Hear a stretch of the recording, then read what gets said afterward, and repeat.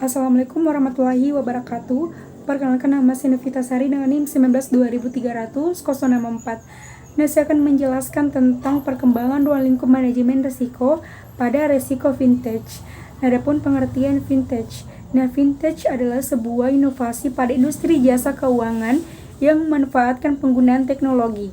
Nah, produk vintage biasanya berupa suatu sistem yang dibangun guna menjalankan mekanisme transaksi keuangan yang spesifik. Nah, inovasi dalam vintage adalah perusahaan yang bergerak di bidang jasa keuangan yang menggunakan teknologi untuk mempercepat dan memudahkan aspek layanan keuangan yang disediakannya. Nah, adapun terjadinya vintage. Nah, vintage muncul seiring perubahan gaya hidup masyarakat yang saat ini didominasi oleh penggunaan teknologi informasi, tuntutan hidup yang serba cepat. Nah, dengan vintage, permasalahan dalam transaksi jual beli dapat dilakukan dengan cepat. Nah, adapun keuntungan dan kerugian vintage. Nah, pertama, kelebihan vintage. Yang pertama, mudah untuk mendapatkan pinjaman dengan besaran tertentu. Nah, biasanya syaratnya cukup sederhana dan cair dengan cepat. Nah, kredit tanpa anggunan atau KTA juga banyak ditemukan dan setiap vintage punya kebijakan berbeda-beda. Yang kedua, bisa dipakai untuk belajar berinvestasi. Yang ketiga, bisa digunakan oleh semua penggunaan ponsel pintar. Yang keempat, vintage memiliki izin resmi dan diawasi. Yang kelima, memudahkan nasabah memenuhi kebutuhan mendesak. Adapun kekurangan vintage, yaitu vintage memiliki kekurangan yang membuat penggunaan harus lebih cermat saat menggunakannya. Yang kedua, menyembunyikan biaya layanan. Yang ketiga, waktu pinjaman yang singkat. Dan yang terakhir, masih rawan terjadi penipuan.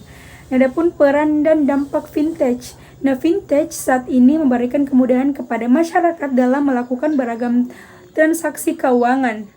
Nah, adapun resiko-resiko dalam vintage yang dijabarkan oleh OJK, yaitu yang pertama, resiko atas cyberism merupakan resiko yang paling potensial yang perlu diberi atensi. Yang kedua, resiko gagal bayar. Nah, resiko gagal bayar merupakan hal yang cukup mengkhawatirkan bagi penggunaan vintage yang menjalankan bisnis sebagai pembiayaan atau kredit. Yang ketiga, resiko pencurian dana dan aksi terorisme. Nah, dengan kehadiran vintage, pihak yang tidak bertanggung jawab lebih mudah dan cepat dalam melakukan transaksi keuangan untuk pencucian dana. Nah, adapun perkembangan vintage. Nah, perkembangan vintage dan kemudahan layanan yang diberikan tentu menjadi potensi bagi masyarakat untuk menyelenggarakan kegiatan wirausahanya. Nah, adapun kesulitan dalam aspek keunggulan dan permodalan melalui layanan vintage diharapkan dapat mengatasi permasalahan berikut, yaitu mendapatkan layanan yang lebih baik, pilihan yang lebih banyak, harga yang lebih mudah. Nah, adapun investment management. Nah, manajemen investasi dapat diartikan sebagai sebuah layanan keuangan yang akan menyarankan strategi investasi kepada klien, membeli serta menjual investasi dan mengelolanya secara berkeseluruhan. Nah, mungkin itu saja dari saya. Wassalamualaikum warahmatullahi wabarakatuh.